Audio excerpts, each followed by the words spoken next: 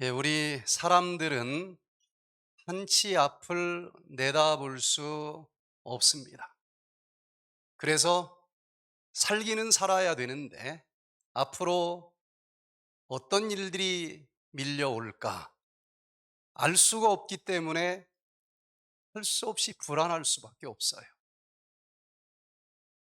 그런데 제가 대학 2학년 때 그렇게 믿어지지 않던 사람이었는데 성경은 적어도 66권 중에서 5분의 1은 앞으로 세상이 어떻게 진행될 것인지를 예언한 예언서라는 사실을 알게 됐고, 하나님께서 굉장히 독선적이라고 생각을 했는데 나 외에 다른 신은 없느니라.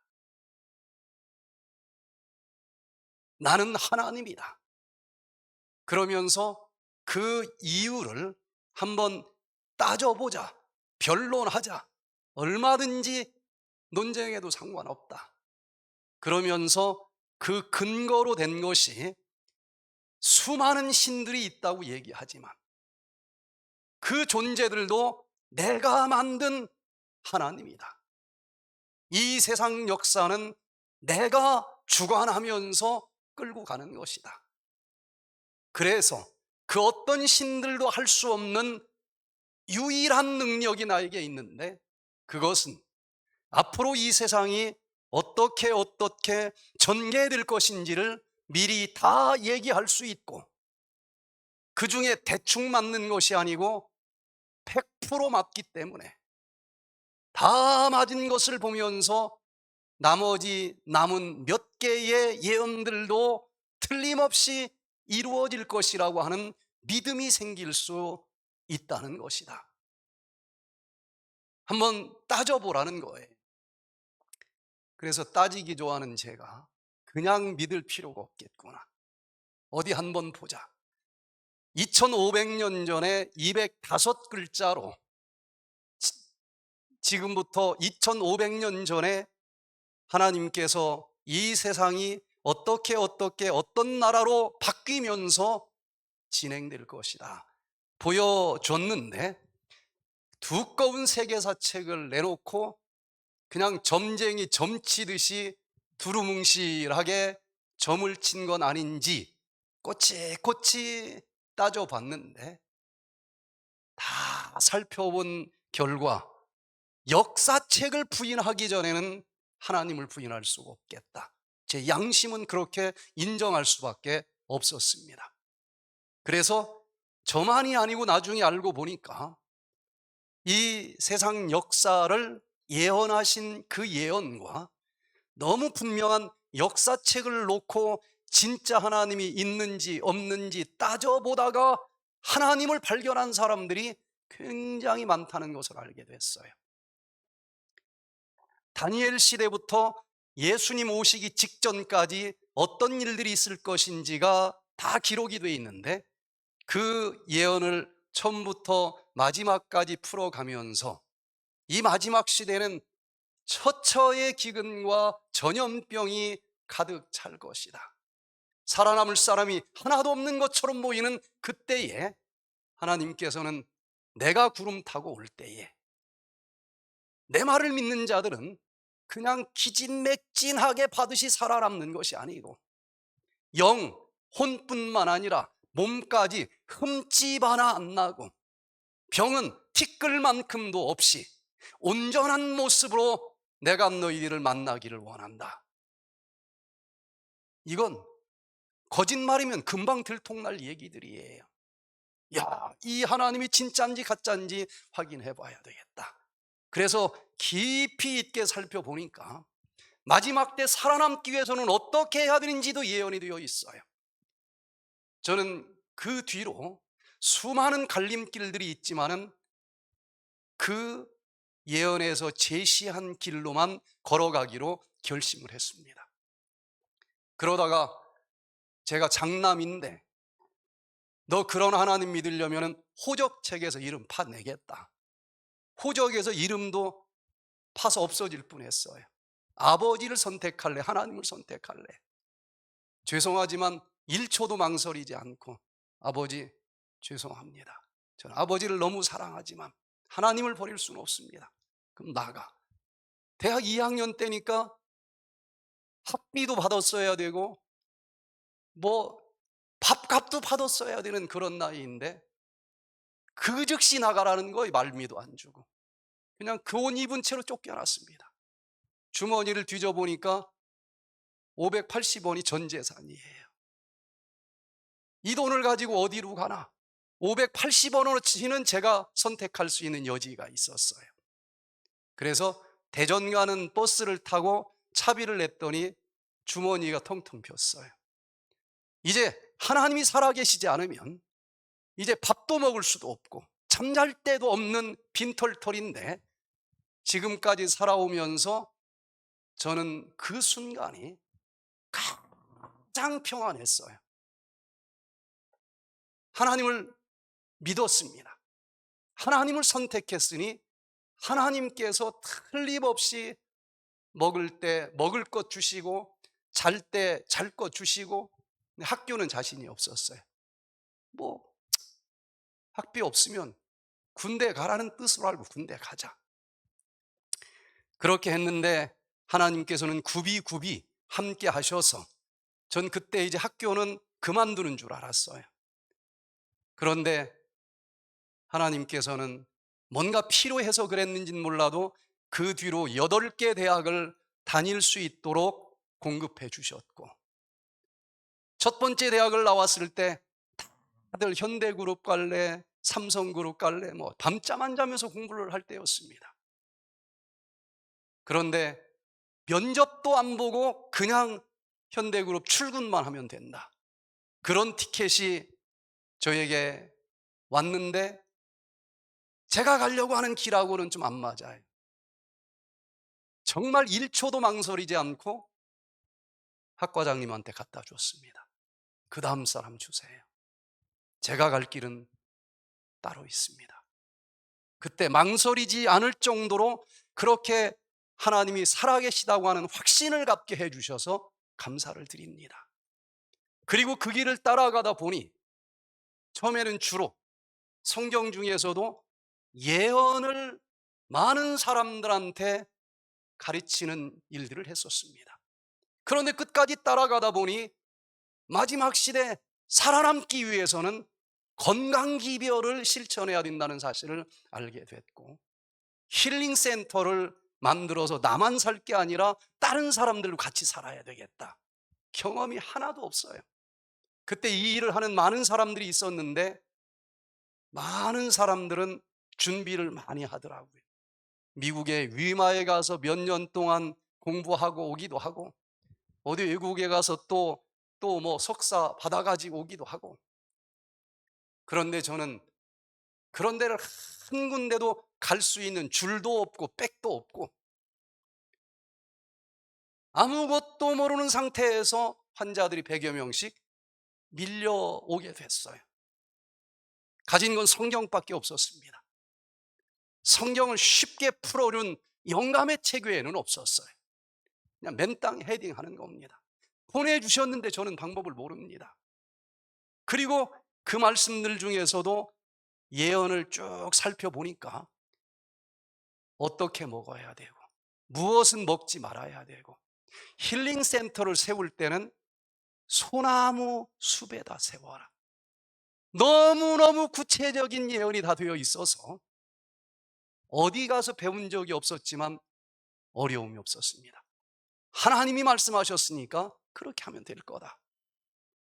그래서 매 순간 막힌 것처럼 보일 때 그리고 또 어떻게 해야 될지 모를 때 기도하면서 말씀을 다시 펼쳐보고 이때는 어떻게 하라고 했을까? 그것을 찾습니다.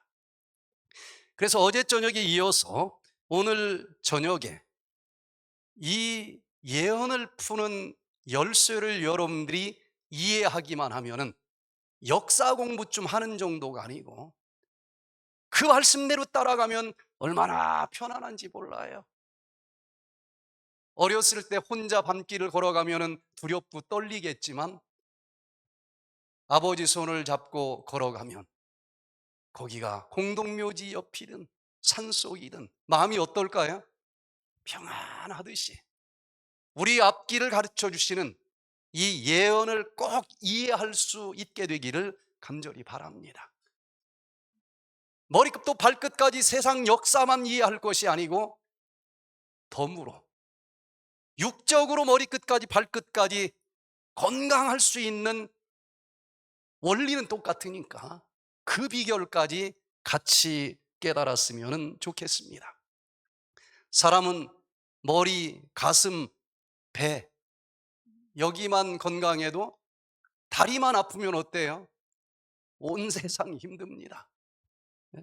그런데 머리끝부터 발끝까지 다 건강해야 되는데 이 건강에 대해서 사람들은 두 부류로 나뉘어져요. 너무 염려하는 거야. 여기 조금만 이상 있어도 뭐 암 걸린 거 아니야? 맨날 가서 검사하느라고 정신이 없을 수도 있어요. 이런 걸 무슨 병이라고 그래요? 건강염려증이라고 합니다. 이것도 보통 피곤한 게 아니에요. 보통 피곤한 게 아니야. 그런데 어떤 사람도 반대로 그냥 이걸 먹든 저걸 먹든 무슨 상관이 있어.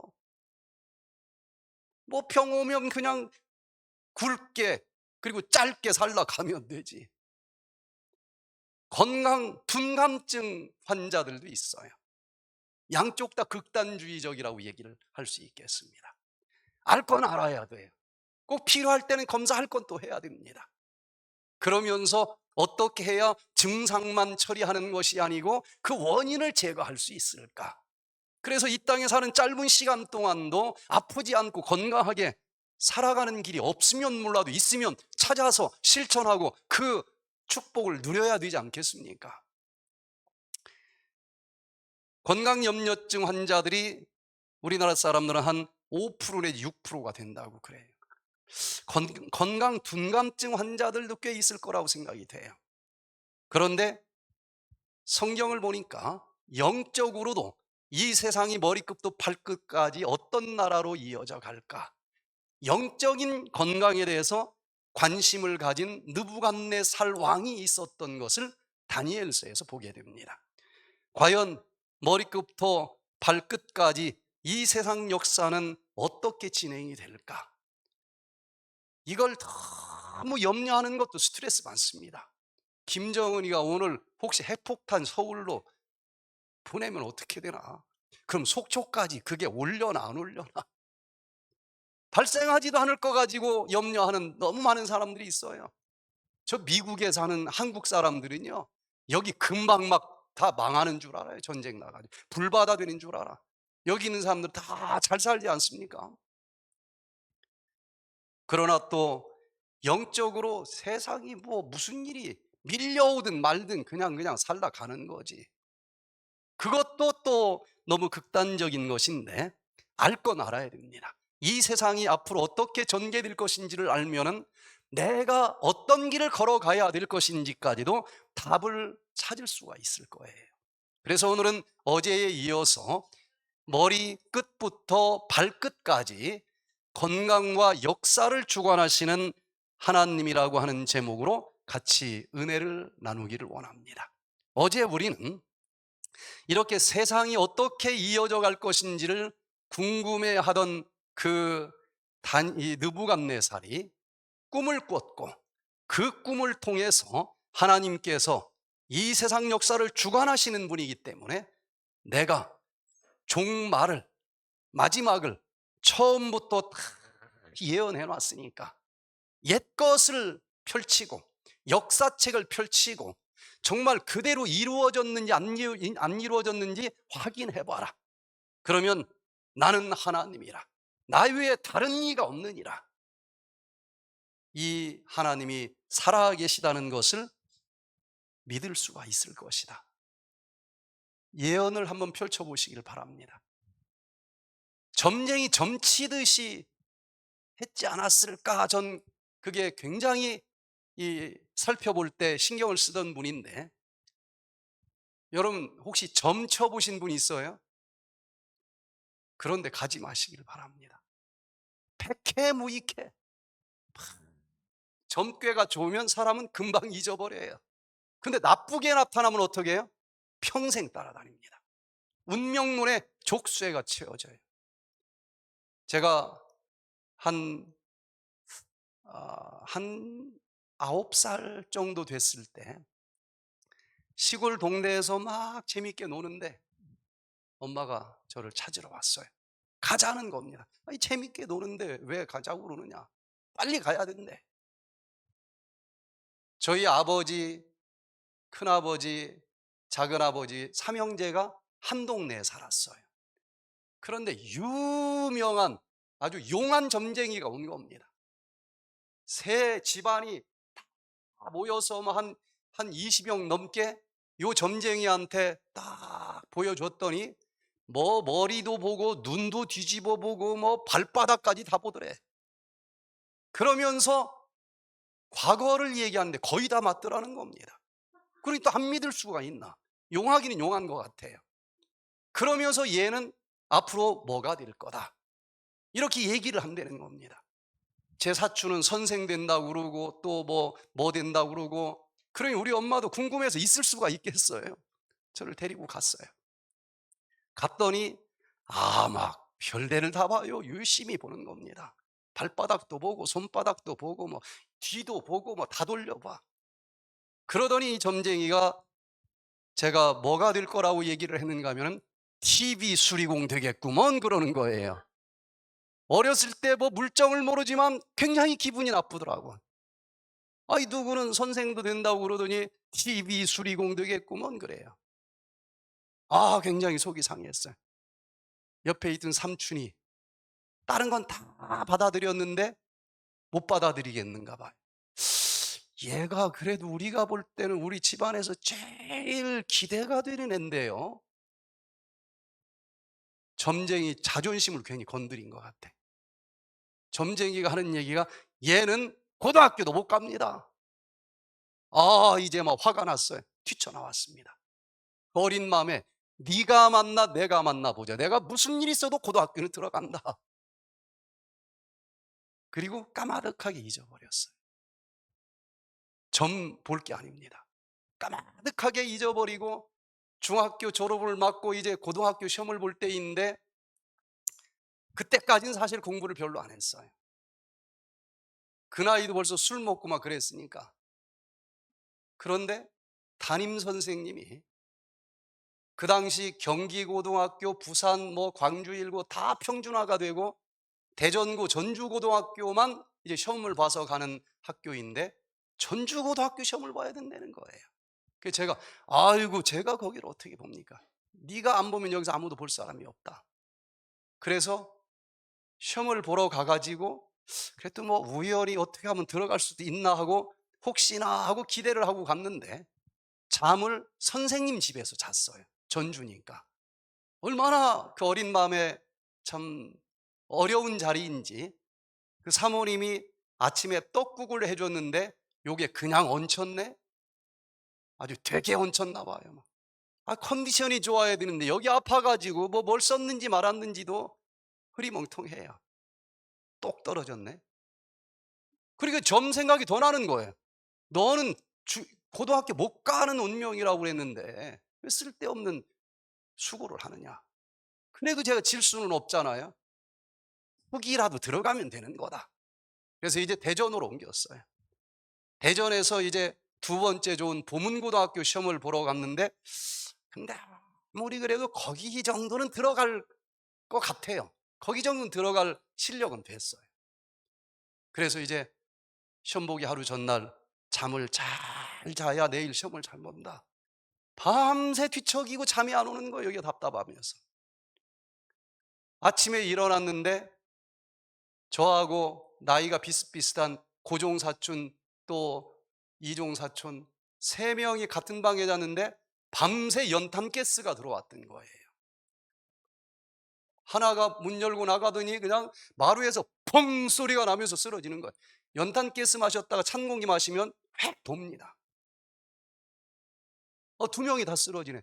저도 왜 그래 하고 갔더니 그때 제 느낌이 여기가 얼마나 답답한지 숨도 안 쉬어지고 가슴을 어디 착 큰 마룻바닥에 대고 싶은 마음밖에 안 들어요. 멍해가지고 쓰러졌죠. 그러면서 뭐라고 막 말소리가 들리는데 그 근거가 있는지 똥을 싸면 산대네. 그러면서 막 강제로 똥을 싸게 하는 거예요. 가스가 똥으로 나가면 산다는 얘기 같아. 그래서 막 그렇게 하다가 이제 정신이 하나도 없는데, 거기서 또 시험을 안 보면 점쟁이가 진짜 맞잖아요. 정신이 하나도 없는데 점쟁이 이긴다고 시험을 보러 갔어요. 세 번째 시간까지는 이름을 썼는지 안 썼는지도 기억이 안 나. 어떻게 됐을까요? 똑 떨어졌네. 고등학교 재수도 아니고 중학교 졸업 맞고 어린 나이에 재수를 하는데, 이건 뭐 완전 인생 낙오자예요. 그 어린 나이에 완전 인생 낙오자인데 그래도 이기겠다고 막 열심히 했습니다. 3월 달에는 다 열심히 합니다, 재수생들이. 근데 5월 달쯤 되면 다 풀어져요. 뭐 날씨는 덥지, 이제 이렇게 해가지고 진짜 내가 뭐 좋은데 갈까 못 할까, 그리고 또 뭐 시간 많이 남았는데 좀 놀다가 해도 되겠지, 뭐 별의별 생각들이 많이 들 때인데, 저는 그 정도가 아니에요. 야, 이거 점쟁이가 고등학교는 못 간다고 그랬는데 괜히 낭비하는 거 아니야? TV 고치는 데라 배우러 가야 되나? 이게 굉장히 힘들어요. 근데 제가 그때 신앙은 안 했는데 내 속에서 아니야 아니야는 얼마 많이 했는데 아무 도움이 안 되더라고요. 인간이 어떤 절대자 앞에서 아무 힘이 없어요. 제가 의지는 그렇게 약한 편은 아닙니다. 근데 아무 소용이 없더라니까요. 매몰돼 자꾸. 근데 그때 학원을 YMC 학원을 갔어요.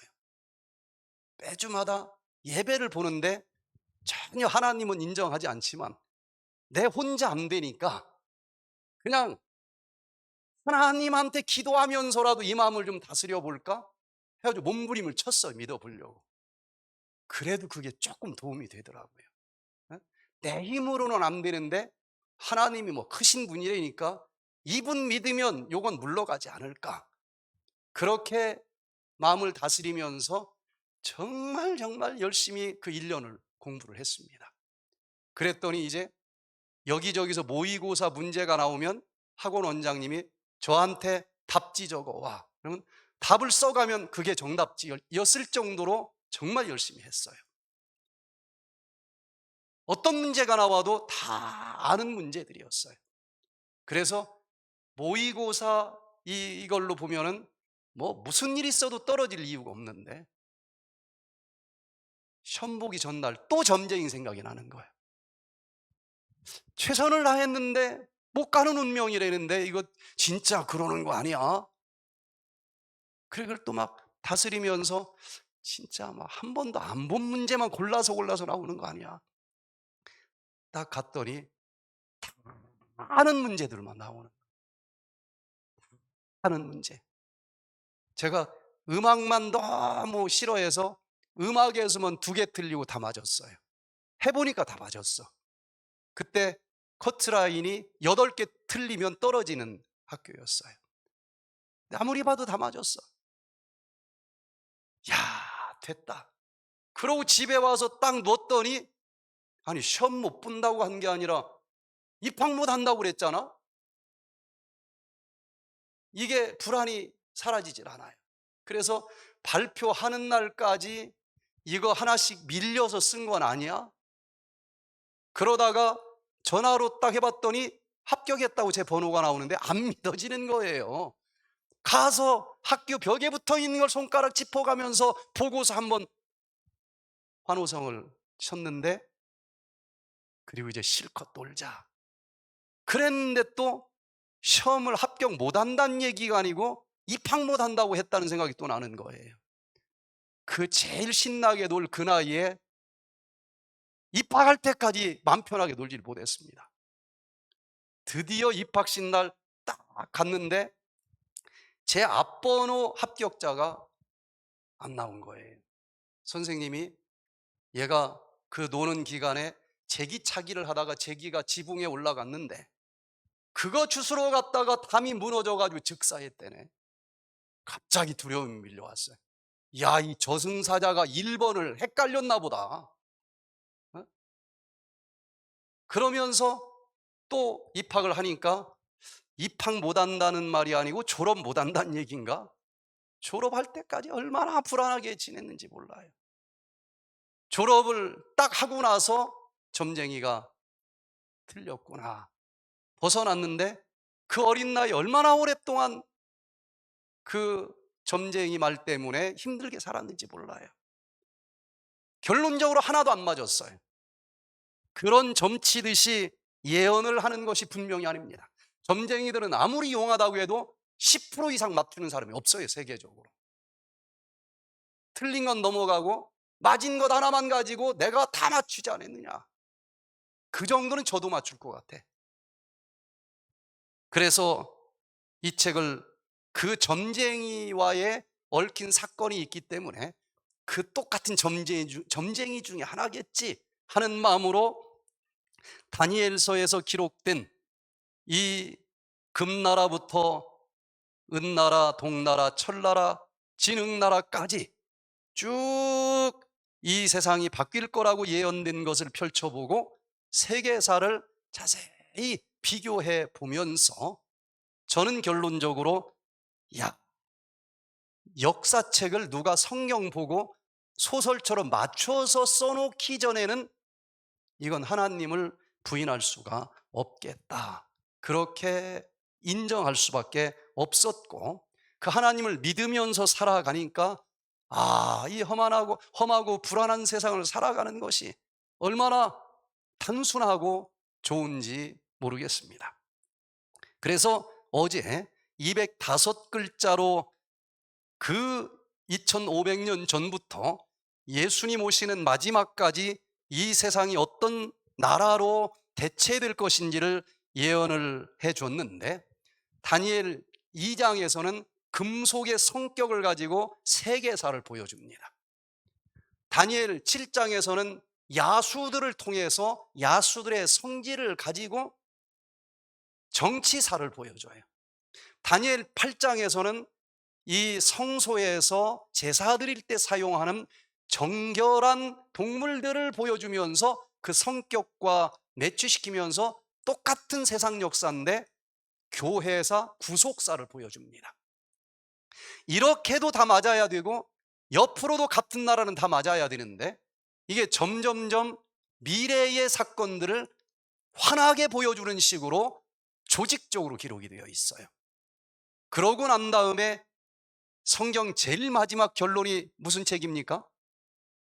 요한계시록까지 가면은 다니엘에서 시작한 그 예언이 후반전이 또 시작이 되면서 이 마지막 예수님 오시기 직전에 구체적으로 어떤 일들이 있을 것인지 다 예언이 되어 있고 저는 그 말씀들을 통해서 그 중에 이 전염병으로부터 살아남으려면 어떻게 해야 되는지에 대해서 내가 여기에서 할 일이 있겠구나 하고 오늘도 이 힐링 사역을 하고 있는 거예요. 자, 어제 그 세상 역사를 궁금해하던 느부갓네살 왕에게 신상을 보여줬는데 머리가 금으로 되어 있었습니다. 금처럼 찬란한 문화를 가졌고 세계를 최초로 통일한 바벨론, BC 605년부터 539년까지 있었던 나라라고 다니엘이 해석을 해줍니다. 그런데 이 금이 발끝까지 느부갓네살은 가기를 원하지만은 아니라는 거예요. 은과 같은 나라로 바뀌겠다는 겁니다. 그래서 세상 역사책을 보면은 세계에서 최초로 은을 화폐 단위로 사용했었던 나라로 기록된 은의 나라 메데 페르시아라고 하는 그 팔짱기 낀 것처럼 두 연합국에 의해서 바벨론이 어처구니 없게 멸망하는 모습을 봤고 그 강력한 군사력을 가진 페르시아하고 서양의 그 그리스하고 전쟁, 이걸 페르시아 전쟁이라고 그러는데 그때 누가 이겼어요? 최종적으로 그리스가 이겼는데 그때 동방의 나라 페르시아가 이겼으면 저 서양 사람들 지금 계속 성형수술로 코 깎아내리느라고 정신이 없었을 거예요. 그쪽 서양이 이기면서부터 미의 기준도 다 서양화가 돼가지고 요 멀쩡한 코 막 플라스틱 넣어가지고 높이느라고 동양 사람들 얼마나 고생하는지 몰라요. 그 유명한 전쟁, 모든 4대 문명의 발상지는 동양이었습니다. 그런데 그 페르시아 전쟁에서 헬라가 이기면서 세상 역사가 지금까지 완전히 물꼬가 틀어진 거예요. 어제 살펴본 것처럼 그 페르시아 전쟁, 도저히 그 한 도시 국가인 헬라가 이길 수가 없는 상황인데도 예언대로 이기는 것을 보게 됩니다.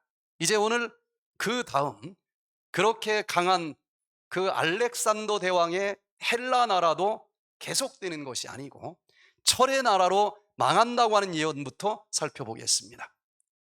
넷째 나라는 강하기가 철 같으리니 철은 모든 물건을 부서뜨리고 이기는 것이라. 철이 모든 것을 부수는 것 같이 그 나라가 문 나라를 부서뜨리고 빻을 것이며. 자, 이제 헬라, 구리의 나라라고 그랬는데 헬라 군인들은 청동, 구리를 가지고 거의 모든 무기를 만들어서 역사가들은 노수로 뒤집어 쓴 헬라인들이라고 기록을 해놓은 문구들을 봅니다. 그 젊은 나이에 왕이 돼서 20세 젊은 나이에 왕이 돼서 33살 죽을 때까지 유럽을 다 통일을 하고 이집트 다 먹고 페르시아 다 먹고 이쪽 인도까지 역사적으로 참 가장 넓은 땅을 차지했었던 그 알렉산더 대왕, 다니엘 7장 8장까지 가보면은요, 그 알렉산더 대왕이 그 나라를 짐승으로 묘사하고 있는데 이마에 현저한 뿔이 있었다. 뿔은 나라나 왕을 상징한다. 그러니까 그 나라에서 왕이 나타나는데 현저한 왕이 나타난다는 겁니다. 그래서 알렉산더는 그냥 왕이라고 안 해요. 뭐라고 불러요? 알렉산더 대왕이라고 불러요. 그런데 그렇게 강한 알렉산더 대왕, 그 현저한 뿔이 나이가 들어서 뽑히는 것이 아니고 한참 왕성할 때에 딱 꺾인다 그랬어요. 33살 때 요절된다는 예언이 나오는 것입니다.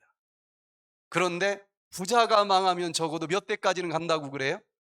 3대까지는 가는데 그 세계적인 나라를 통일을 한 알렉산더 대왕이 죽었어도 그래도 그 자식들이 좀 땅 한 떼기 정도는 통치해야만 되지 않겠습니까?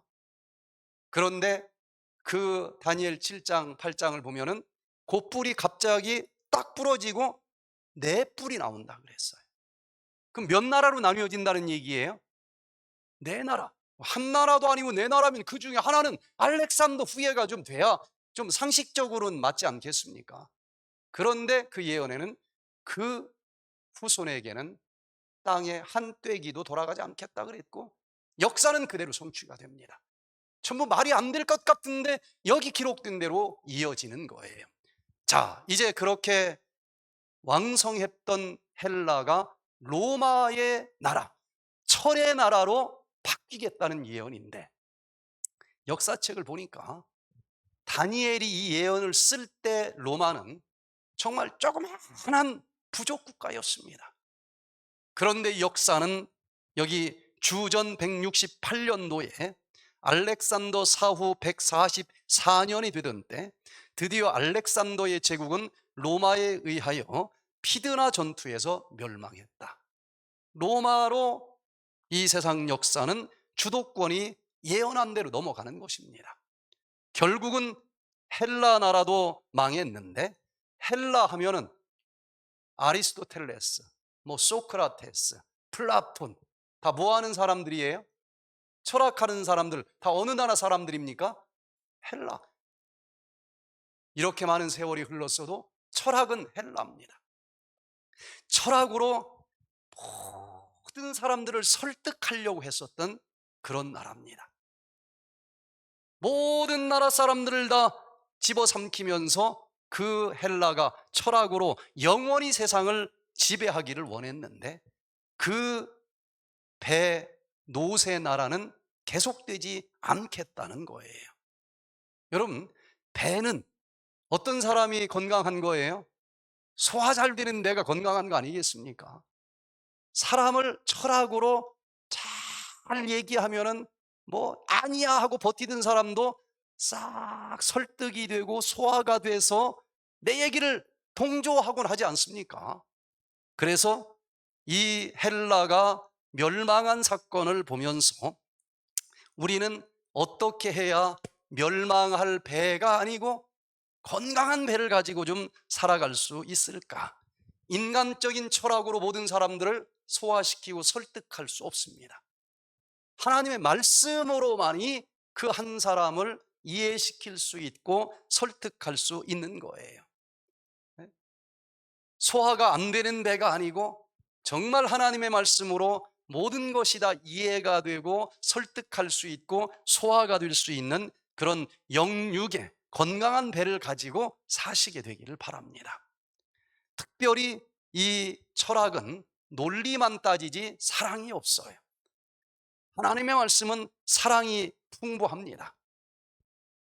그 하나님의 말씀을 먹고 이게 도대체 어떤 일들일까? 세상 역사뿐만 아니라 저런 사람들은 어떻게 이해해야 될까?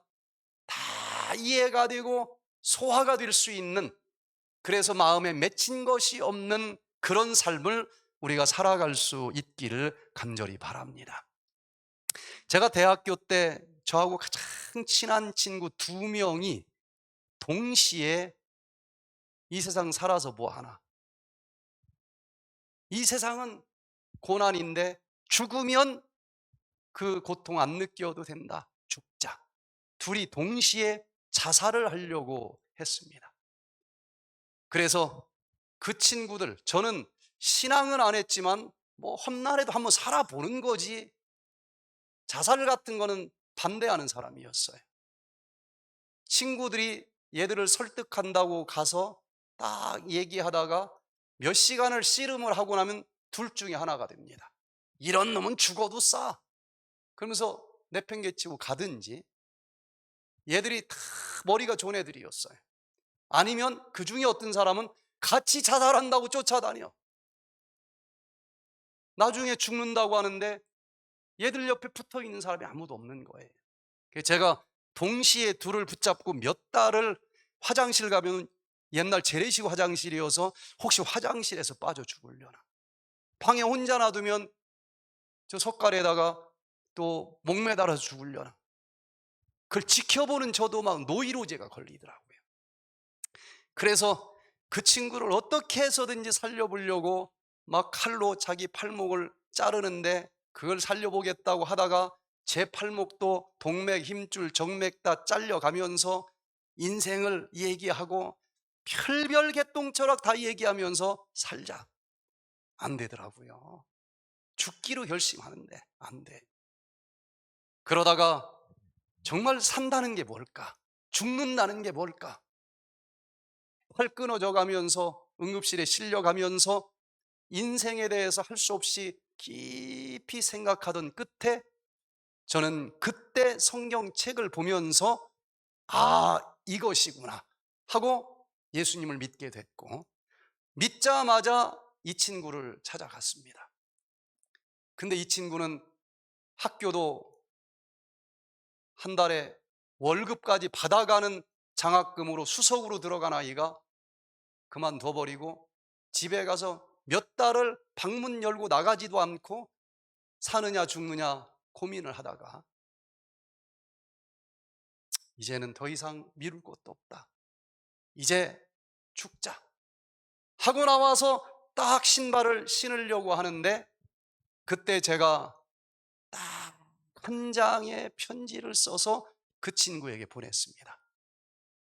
막 눈물이 편지지에 뚝뚝 떨어져 가면서 하나님의 말씀과 함께 내가 예수님을 알게 됐다, 예수님을 알고 나니 너무 행복하다, 너도 그 예수님을 만나면 좋겠다, 뭐 복잡한 얘기 아니고 이런 내용을 간절히 기도하면서 썼는데, 그 친구가 이제는 더 이상 망설일 것 없이 죽자 하고 마을 위에 딱 나왔을 때 그 편지가 도착을 했어요.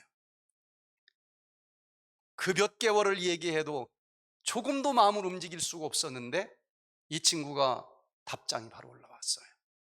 친구야, 지금까지 철학 교수 뭐 누구 별의별 사람들을 만나면서 사느냐 죽느냐를 얘기했는데 이제는 더 이상 얘기할 것도 없다. 죽자 하고 죽으러 나갔는데 네 편지가 딱 보이길래 읽었는데 내가 태어나서 매번 죽는다는 생각만 하고 살았는데 네 편지를 읽으면서 난생 처음으로 여기서 막 불이 붙는 걸 느꼈다.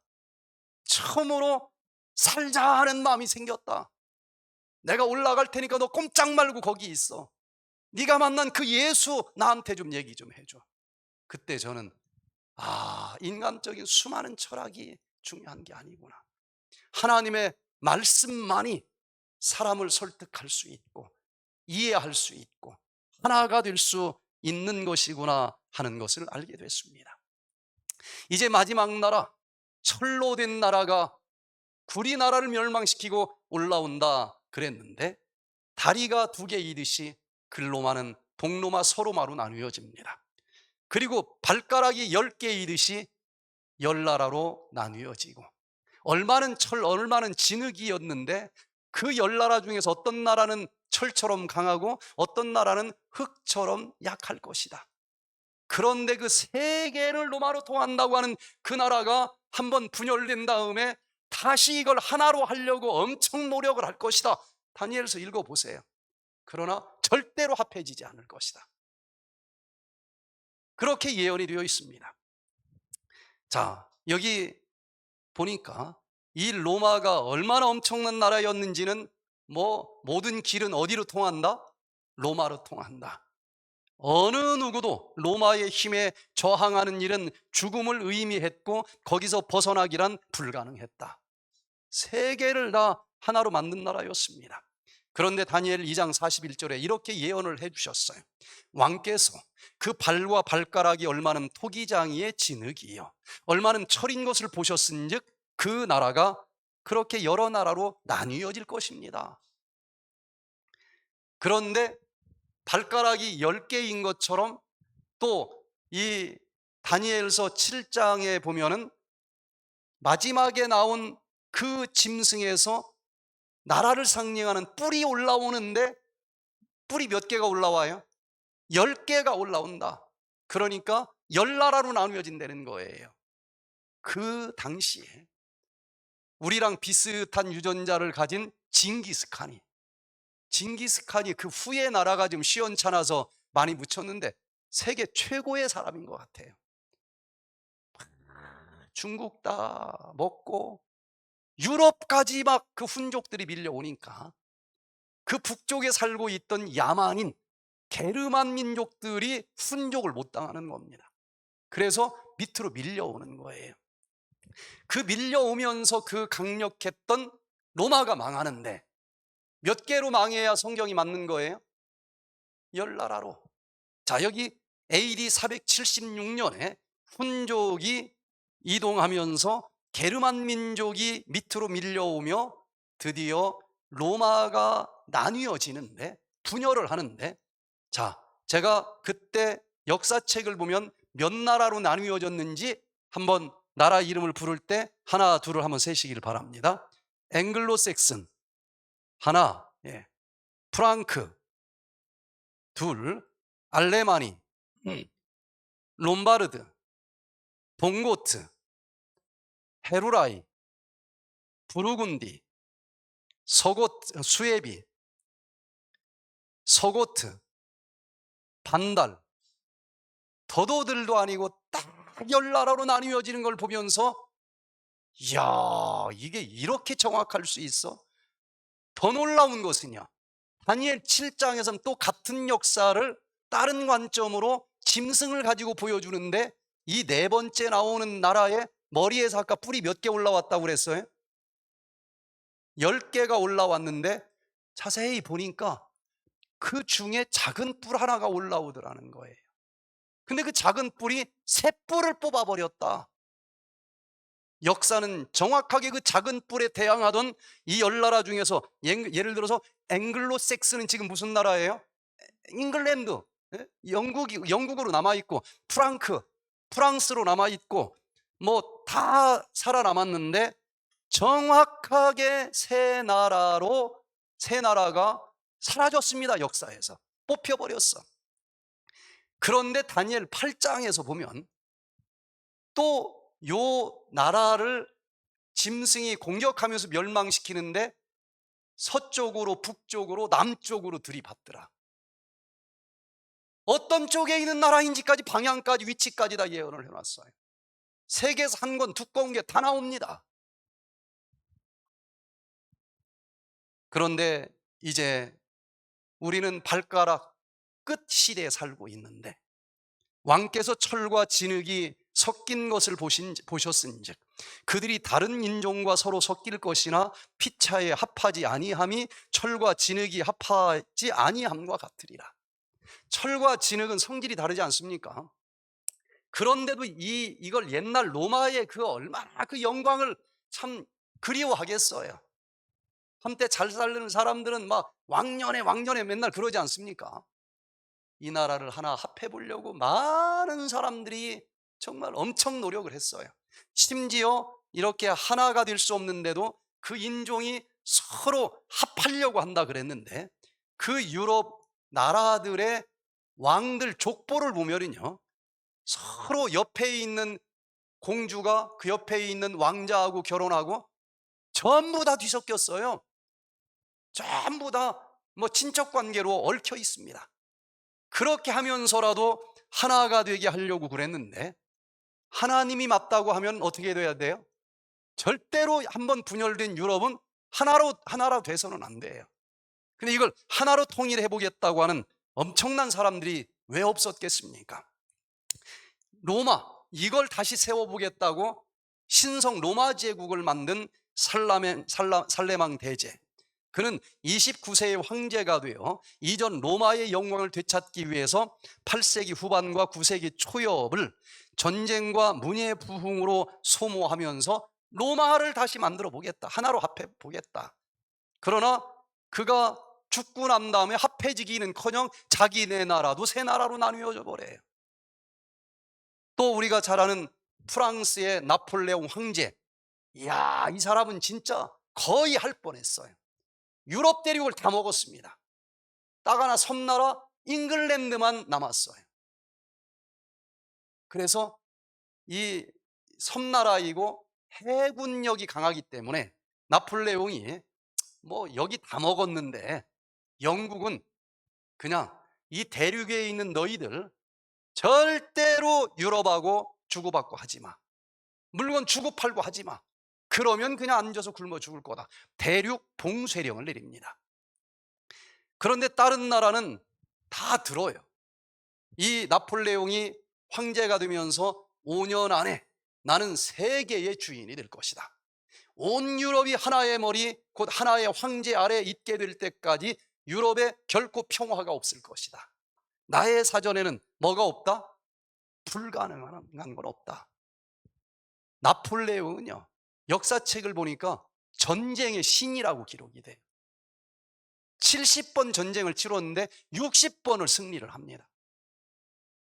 하여튼 전쟁에서 전략을 이 나폴레옹을 따라갈 사람이 없어요. 진짜 실력가입니다. 그런데 그 유럽을 다 정복을 했는데 영국, 너희는 굶어 죽어라. 아무도 쟤하고 놀면 안 돼. 다 들었어요. 그런데 저 북쪽에 있는 러시아가 그것도 대놓고는 못해. 얼마나 강한지 몰래 밀수를 하는 거예요. 그래서 나폴레옹이 이게 뭐 한 군데에서 도와주면 몇 년을 지나도 끝이 없잖아요. 그래서 러시아를 먼저 잡아먹어야 되겠다. 그래서 러시아 원정을 갑니다. 그때 제가 조금 전에 역사책을 좀 보니까 군사가 나폴레옹 군대는 자기네 나라 군인뿐만 아니라 밑에 자기가 정복한 나라에서도 보냈어요. 그때 출정할 때 15만 명의 정예 부대가 출전을 했고 러시아는 10만 명이 있었는데 게임이 안 됩니다. 게임이 안 돼요. 승승장구합니다. 1812년에 떠났는데 수도 모스크바까지 다 집어삼켰어. 그럼 끝난 거 아닙니까? 근데 러시아 사람들이 맞짱 떠가지고는 자신이 없으니까 계속 도망가기만 했어요. 싸운 게 아니고. 땅은 넓지 않습니까? 근데 그냥 도망가는 게 아니라 다 불살라버리고 도망가. 계속 프랑스에서 갖다 먹을 수는 없잖아요. 정복하면 거기서 또 뺏은 걸로 먹고 살아야 되는데 다 불태워. 모스크바도 그 당시 모스크바 대화재가 납니다. 불 다 질러버리는 거예요. 7알이 불탔다는 거예요. 그 수도 전체가. 먹을 게 없는 거예요. 가면 없어 다 도망가고. 그래서 야 이거 안 되겠다 하고 철수를 합니다. 그러다가 여기까지 왔는데 그냥 갈 수 없다. 계속 전쟁이 길어지면서 여름을 만나고 장티푸스 전염병이 돌았어요. 또 겨울이 오니까 그 추운 러시아 이 추운 나라 그 기후하고 너무 안 맞는 거예요. 그래서 결국은 러시아가 강해서 돌아온 게 아니고 15만 명이 3만 명밖에 못 돌아왔어요. 다 죽었어요. 다 죽었어요. 역사가들은 이때 러시아 전쟁에서 자기 스스로 혼내주러 갔다가 실패하고서부터 나폴레옹의 힘이 쫙 빠지고 멸망의 길로 들어가기 시작했다. 그렇게 얘기를 합니다. 진짜 멸망한 마지막 전쟁은 워털루 전쟁이었는데 프랑스의 나폴레옹과 영국이 그래도 그 당시 가장 강한 나라잖아요. 영국 연합군이 마지막 전쟁을 치르는데 나폴레옹의 군대는 12만 8천 명이라고 나와요. 그리고 그 중에 3만 3천 명은 예비 부대로 있는 정예 부대인데 이 부대는 여러 영국 연합군 중에서 프로이센 군이 저쪽에서 패망하고 도망간다는 소식을 듣고서 너희들은 여기 기다렸다가 나중에 지원을 해야 되는데 뭐 요 정도 가지고도 충분하니까 얘들 가서 처리하고 와라. 그래서 파병을 갑니다. 그래서 11만 5천 명이 이제 워털루 전쟁을 나가는데 역사가들은 다 굉장히 경험이 많은 장수들 그리고 아주 정예 부대들이었다는 거예요. 그런데 영국 연합군대는 말로는 11만 명인데 여러 나라가 오라고 하는데 간다고 말만 하고 안 왔어요. 실질적으로는 4만 내지 5만 명밖에 안 된다는 겁니다. 그리고 프로이센 지금 도망다니는 군대 하나 있어요. 그 정예 부대 11만 5천하고 4만 명하고 게임이 되겠습니까? 그런데 얘들은 전부 이제 막 뽑혀온 젊은 청년들, 경험이 없는 애들이에요. 그런데 역사는 그 나폴레옹도 유럽을 거의 다 통일했지만 불가능하다는 겁니다. 합해지지 않는다는 거예요. 그래서 제가 오늘 오후에 계속 요 전쟁사를 쭉 읽어봤어요. 이야, 그 강한 나폴레옹이 도대체 어떻게 멸망한다는 거야? 하고 보니까 이제 나폴레옹 군인들이 저쪽 워털루 군인들을 있는 영국 연방 군인들을 보니까 숫자도 얼마 안 되고 아주 오합지졸이에요. 그래서 포병부대, 말 가지고 하는 기병부대, 보병부대가 있는데 작전의 천재라고 그랬지 않습니까? 아주 철저하게 작전을 짜고 내일 아침 7시에 공격이다. 그러면 뭐 계획대로 되는 거예요. 저쪽은 준비도 안 됐어요. 그런데 갑자기 밤새 천둥, 번개, 소나기가 막 밀려오면서 이 땅이 진흙창이 돼버렸다는 거예요.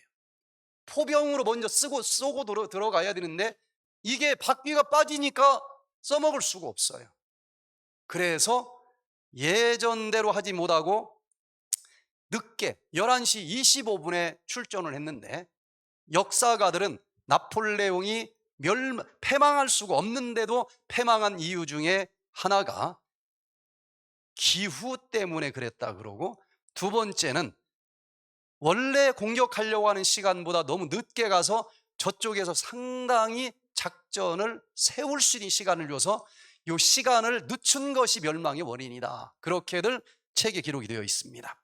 그런데 더 결정적인 것은 막 이 영국 연합군은 안 싸워요. 숨어 있다가 그냥 한 번씩 쏘기만 하고 싸워서 이기려고 하는 게 아니라 그 도망 다니는 그 지원군이 올 때까지만 버티자. 그런데 숨어서 싸우니까 막상막하였대요. 결정적으로 패망한 이유를 역사가들은 나폴레옹이 그렇게 작전 명령을 잘 내리는데 문제가 있었어요. 건강이 안 좋았다는 겁니다. 역사책 기록이 되어 있어요. 왜 건강이 안 좋았는가 하면 잠을 안 잤어. 나폴레옹은 많이 들어보셨죠? 그냥 토막잠 자는 걸로 잠을 대신했어요. 우리 건강법칙 배웠으니까 건강할 수 있겠습니까? 토막잠만 잤고 밥을 먹을 때 전쟁의 신이니까 편안하게 먹는 법이었어. 폭식, 그냥 털어도 한 번 씻고 삼켜. 폭식. 거기다가 그렇게 하다 보니까 치질이 있고 고혈압이 있었다는 거예요. 밤에는 통증이 있으니까 아편을 써가지고 그냥 밤쯤 혼미한 상태로 마지막엔 살았다는 거예요. 그래서 전쟁이 한참 진행되는데 이 대장이 나 피곤해서 못하겠어. 나 막사에 가서 좀 쉴게. 부하들한테 작전권을 줬다는 거예요. 그게 지금 비슷비슷한데 대장이 빠져가지고 됐겠어요?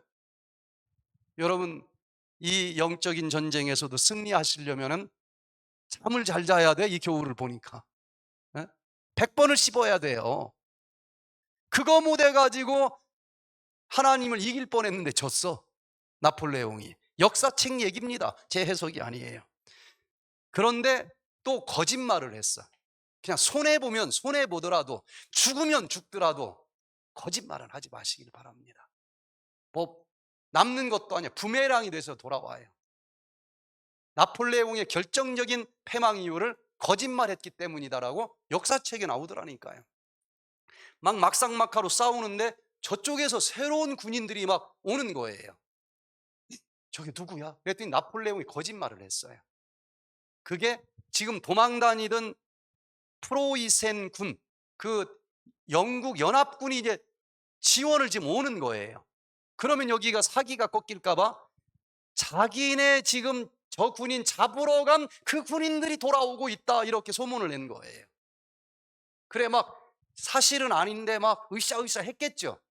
그런데 이 프로이센 군인들이 나폴레옹 군인들 앞뒤를 막고 막 공격을 하는 거 보니까 아이고 이게 우리 편이 아니고 나쁜 편이었는데 거짓말을 했다는 거예요. 그러니까 나폴레옹 군인들도 거짓말에 속아가지고 황당해하고 몇 배로 이제 다운이 되면서 그때부터 지기 시작을 했다는 거예요. 그래서 마지막으로 또 하나 결정적인 패망 이유는 지금 그 잔졸을 잡고 와라 하고 간 군인들한테 여기가 중요하니까 빨리 돌아와라. 전령을 보냈다는 거예요. 그런데 한 명을 보냈어. 전쟁터에 가다가 맞아 죽어버린 거예요. 그게 전달이 됐으면 그건 정예 부대이기 때문에 이길 수 있었다는 겁니다. 군인이 없었던 게 아니에요. 그런데 가다가 죽어가지고 전해주지를 못하고 그 군인들한테 겁나서 쫓겨다니던 그 지원군이 와가지고 져버린 거예요.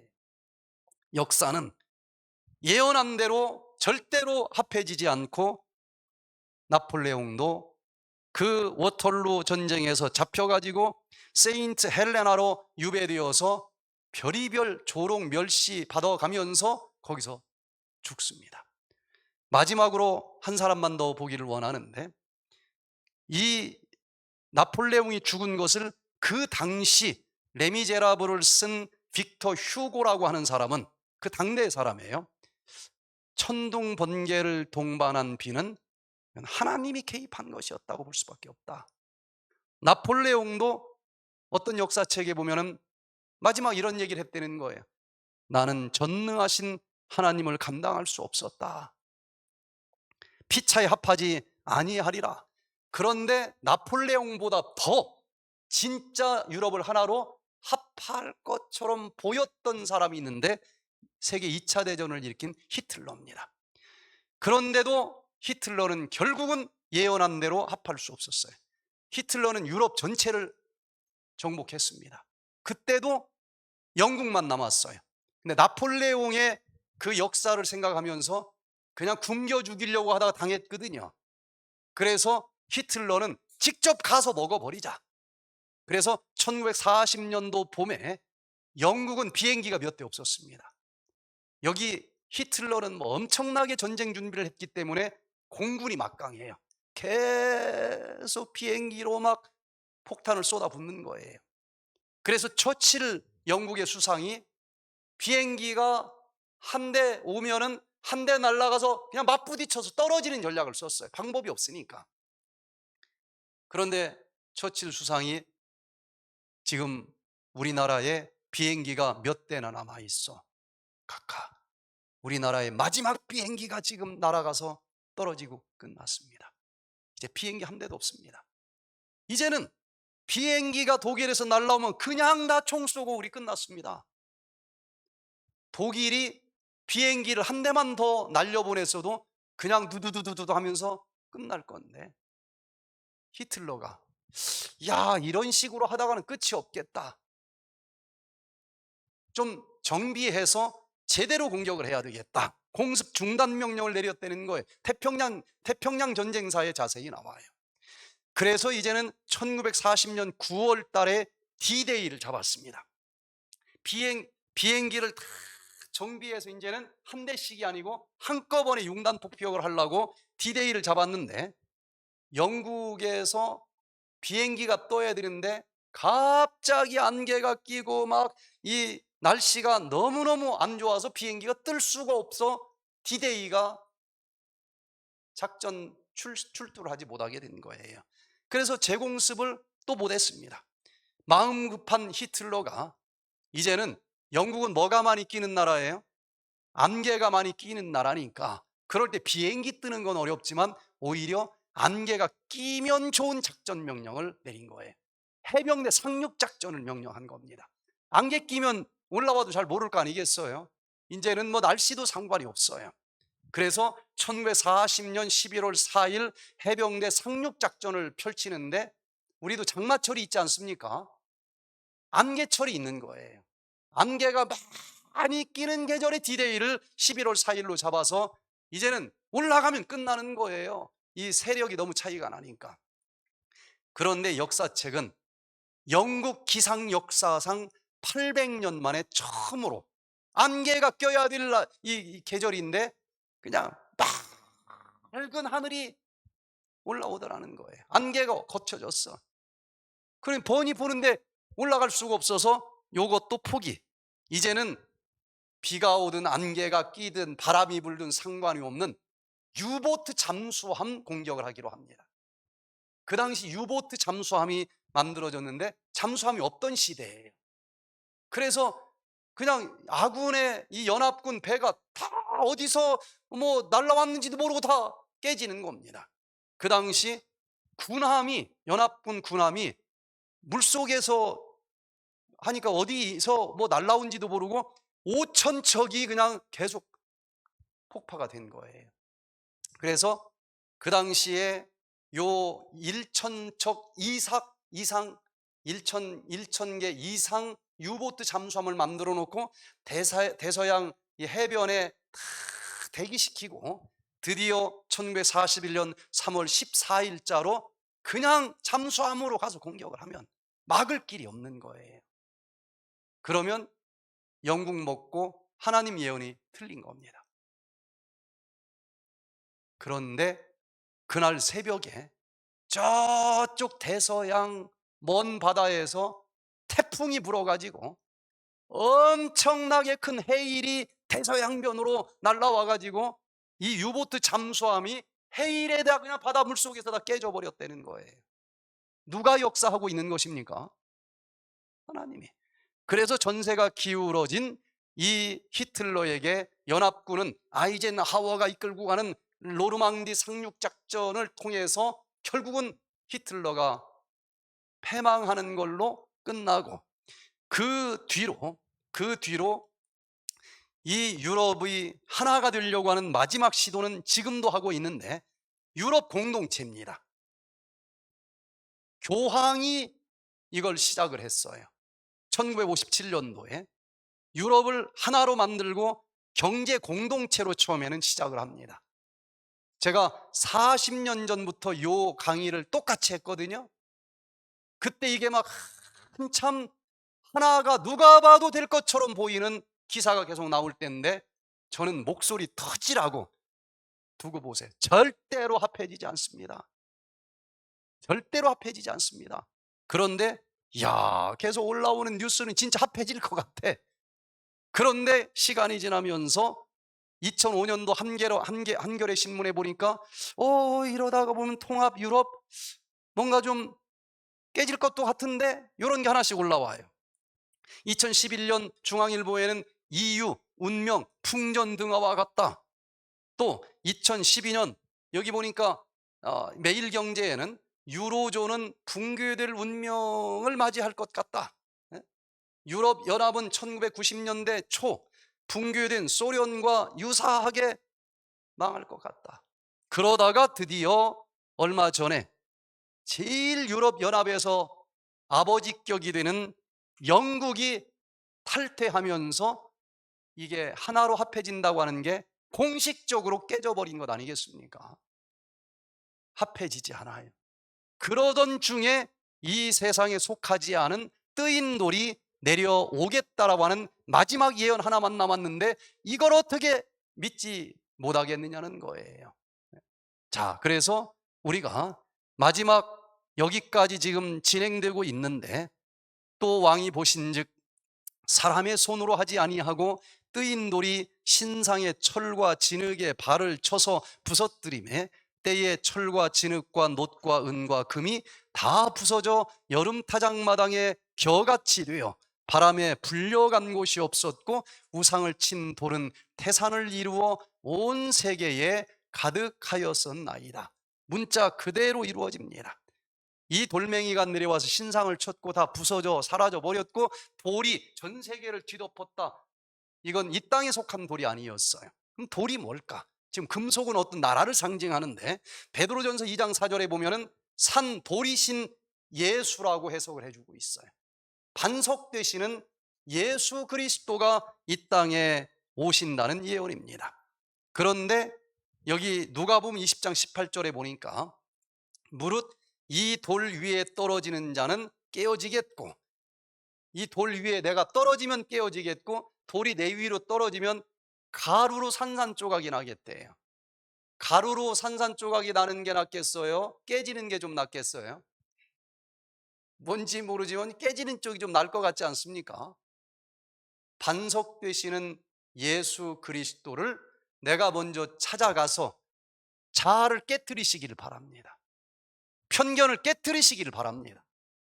그러면 거듭나 영원히 살 수 있지만 끝까지 거부하면은 어느 날 이건 와요. 와서 내 위에 떨어져 산산조각이 나서 멸망하겠다는 것입니다. 병아리가 21일 동안 따뜻한 엄마의 사랑을 받으면 알껍데기를 깨트리고 삐약삐약 하면서 태어나요. 그런데 똑같은 사랑의 열기를 21일 동안 받았는데 안 깨지고 멀쩡한 계란이 있어. 이건 무슨 계란일까요? 곤계란입니다. 전 많이 봐요. 같은 기간 동안 똑같은 하나님의 사랑으로 과학적으로든 역사적으로든 이치적으로든 이 원리를 쫙 사랑으로 이렇게 품어주는데 어떤 사람은 내가 잘못 알았었구나. 편견이 깨지고 자아가 깨지면서 거듭나는 사람들이 있는데 어떤 사람들은 눈만 멀뚱멀뚱 뜨고 있는 사람도 있어요. 무슨 사람이에요? 곤 사람입니다. 저는 곤 사람이 하나도 없게 되기를 간절히 기도합니다. 그러면은 죽지 않고 딱 거듭나서 영원히 살아남을 사람들이 되기 위해서는 성경에서는 결론적으로 무엇을 해야 된다라고 기록했는지 찾아봅니다. 마태복음 28장 19절 20절에 보니까 우리 같이 한번 소리내서 읽겠습니다. 시작.